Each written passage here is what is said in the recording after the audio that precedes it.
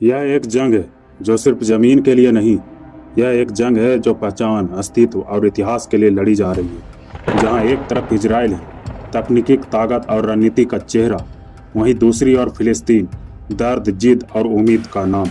यह है इतिहास की सबसे लंबी जंग, इजराइल बनाम फिलिस्तीन। इस कहानी की शुरुआत होती है प्राचीन काल से, जब यह इलाका, जिसे अब हम इजराइल और फिलिस्तीन कहते हैं, कनान के नाम से जाना जाता था। यहाँ यहूदी, ईसाई और मुसलमान तीनों धर्मों की जड़ें जुड़ी है। जेरूसलम एक ऐसा शहर जो तीनों धर्मों के लिए पवित्र है। लेकिन जंग की शुरुआत तब होती है जब 19वीं सदी के अंत में जायनिज्म नामक विचारधारा उभरती है, जिसका मकसद था यहूदियों के लिए एक राष्ट्रीय राज्य बनाना। 1917 ब्रिटेन ने एक चिट्ठी लिखी जिसे बेलफोर डिक्लेरेशन कहा गया, जिसमें यहूदियों को उनके ऐतिहासिक होमलैंड में बसाने की बात कही गई, मतलब फिलिस्तीन में। तब वहां अरब फिलिस्तीन बड़ी संख्या में रहते थे। यहूदियों का आना शुरू हुआ और उसके साथ ही आया टकराव। बर्तानिया ने इस जमीन पर वादा दोनों से किया था, यहूदियों से भी और अरबों से भी। अब सवाल उठता है कि बर्तानिया कौन था? तो बर्तानिया यानी ब्रिटेन उस समय का सबसे बड़ा साम्राज्यवादी ताकत।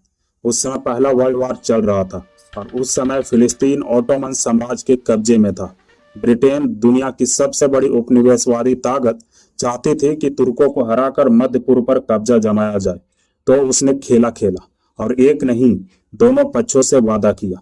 1915 में ब्रिटिश अधिकारी मैकमोहन ने मक्का के शासक शरीफ हुसैन को चिट्ठी लिखी और उसमें कहा गया कि अगर आप तुर्कों के खिलाफ बगावत करेंगे तो युद्ध के बाद आपको एक आजाद अरब देश मिलेगा, जिसमें फिलिस्तीन भी होगा।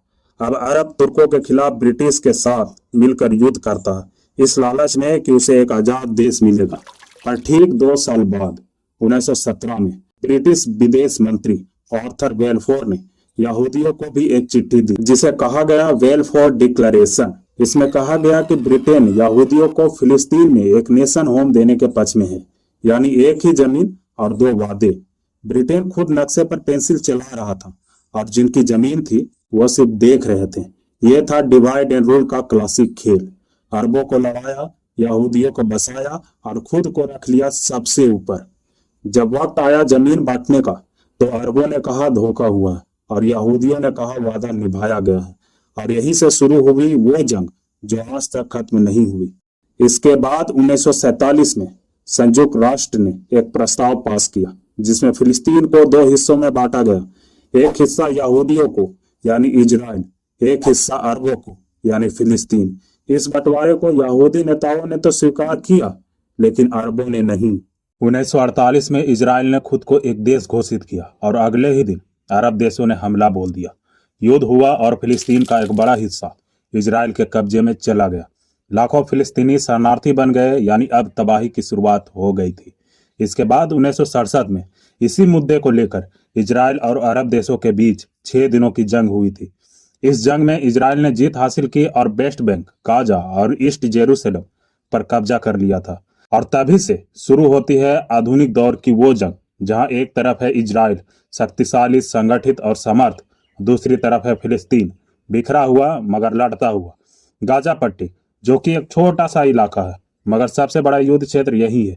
यहाँ की सत्ता हमास के पास है, एक चरमपंथी संगठन जिसे इजराइल और अमेरिका आतंकी संगठन मानते हैं। पर सवाल यह है कि गलती किसकी है?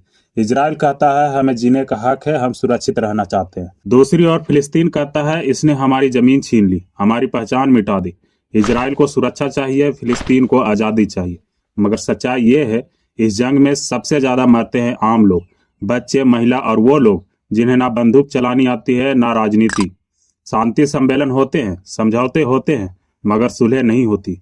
2 राष्ट्र समाधान की बात होती है, मगर जमीन पर सेटलमेंट बढ़ते जाते हैं, दीवारें ऊंची होती जाती है। सोशल मीडिया पर युद्ध की तस्वीरें वायरल होती है, मगर जमीन पर शांति का कोई किरण नहीं दिखती। यह सिर्फ एक युद्ध नहीं है, यह एक सवाल है इंसानियत की। जब तक इस युद्ध का हल नहीं निकलेगा, शांति सिर्फ एक सपना बनी रहेगी।